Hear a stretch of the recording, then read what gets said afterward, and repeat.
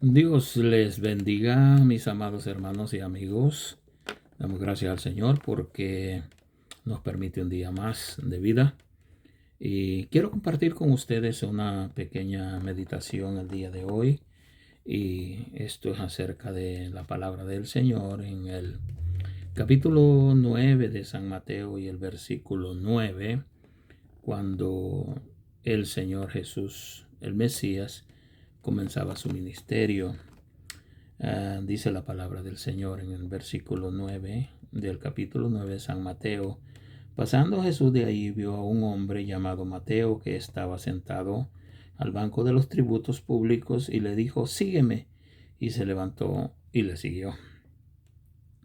Y aconteció que estando él sentado a la mesa en la casa, he aquí que muchos publicanos y pecadores que habían venido se sentaron juntamente a la mesa con Jesús y sus discípulos. Y cuando vieron esto, los fariseos dijeron a los discípulos: ¿por qué vuestro maestro come con los publicanos y pecadores? Al oír esto, Jesús les dijo: los sanos no tienen necesidad de médico, sino los enfermos. Podemos ver algo de que Jesús anda predicando la palabra del Señor. Y como tenía el Señor pues en mente, ¿verdad?, llamar a sus discípulos, recorriendo él encuentra a Mateo, y él consideró de que Mateo pues era un elemento muy especial para él, que podría llegar a ser uno de sus discípulos, en lo cual podemos ver que cuando Jesús pasa por donde Mateo estaba sentado a la mesa de los tributos cobrando los impuestos, viene Jesús y le dice: sígueme. Solo eso le dijo: sígueme. Y enseguida dejó lo que estaba haciendo ahí Mateo y dijo y siguió al maestro. Algo muy especial, en el cual podemos ver de que una persona que no tutubió, no pensó en su trabajo, no pensó en su familia, no pensó en absolutamente nada, sino simplemente reconoció al maestro y lo siguió. Podían haber muchos, bueno, de hecho habían muchos líderes, ya que, ¿verdad?, las personas que estamos viendo aquí en la palabra de lo que hemos leído, ¿verdad?, podemos ver que eran estas personas de las cuales eran líderes, ¿verdad? El verso 10 dice: y aconteció que estando él sentado a la mesa en la casa, he aquí que muchos publicanos y pecadores que habían venido se sentaron juntamente a la mesa, y Jesús y sus discípulos. Y cuando los fariseos, los fariseos dijeron a los discípulos: ¿por qué come vuestro maestro? Estos fariseos supuestamente eran unos grandes líderes y eran pues ellos, según, no tenían pecado, eran santos. Y entonces pues lo normal tal vez para ellos hubiera sido de que Jesús se hubiera acercado a hablar con alguno de ellos o a escogerlos a ellos para que fueran sus líderes, ya que ellos eran santos, eran rectos.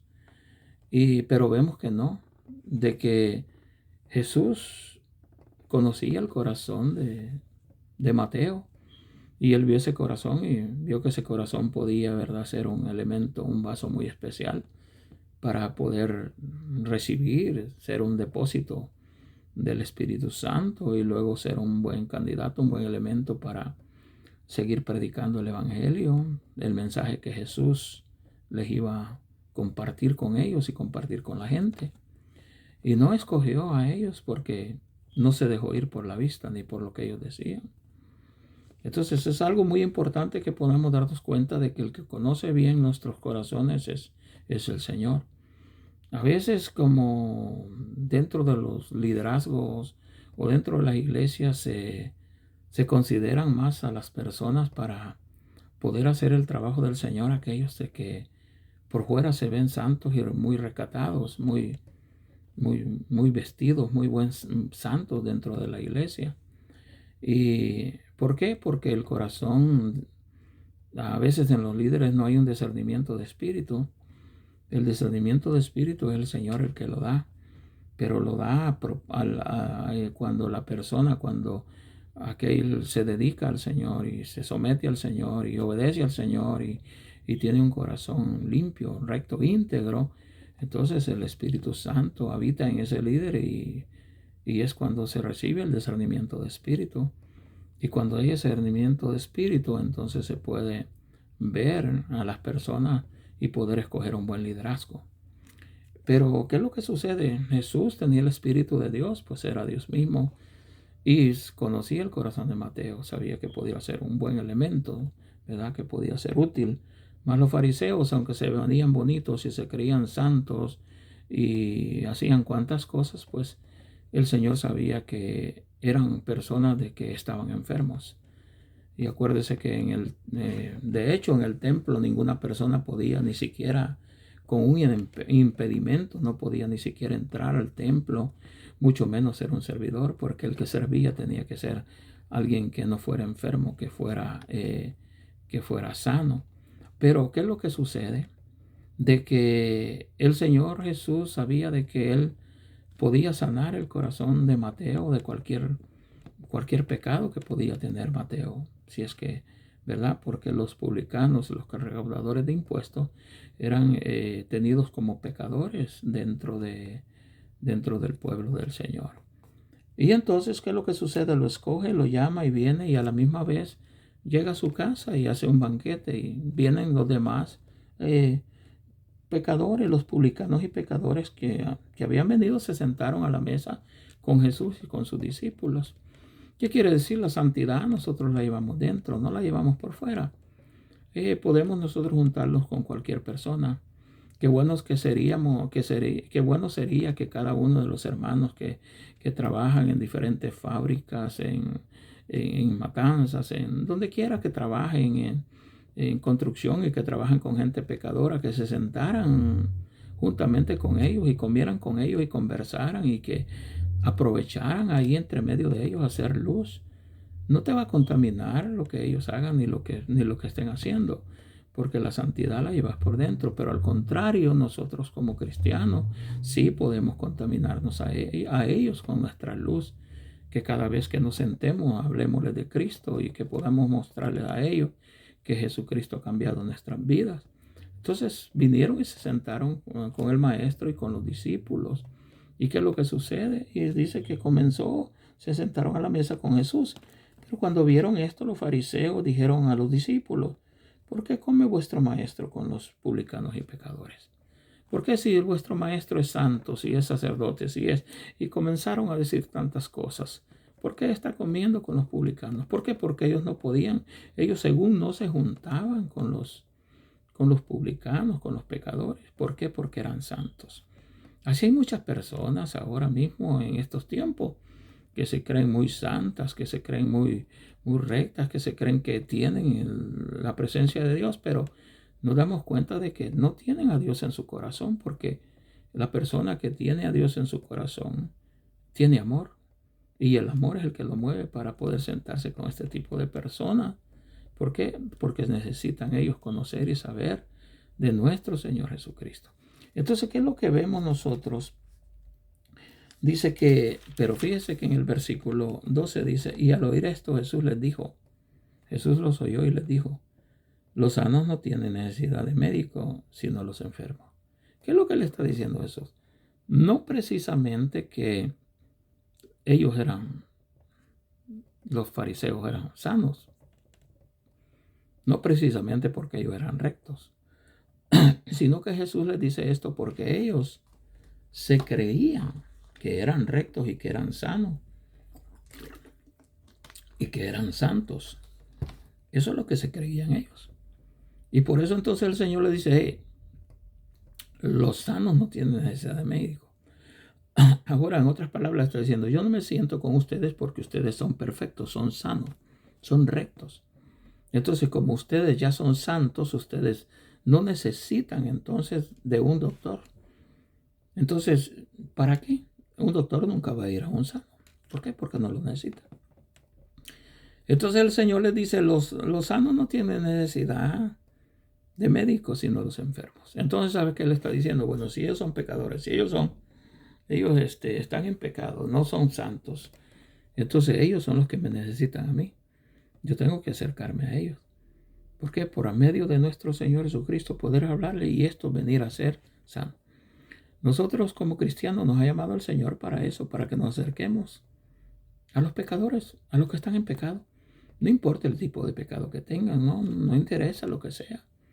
De todo modo, a usted no le va a contaminar eso si son, no importa el pecado que sea, aunque sean brujos o lo que sea, no lo va a contaminar a usted porque el Espíritu del Señor es más fuerte y es más poderoso que el espíritu que puede tener una persona que hace brujería, hechicería y cuanta cosa. No le va a contaminar, al contrario, usted tiene que contaminarlo a él porque es lo más que usted le presente el Evangelio y usted es santo y está recto y está limpio, entonces ese Evangelio va a salir con poder y ese poder va a haber un convencimiento en esta persona que está en el pecado.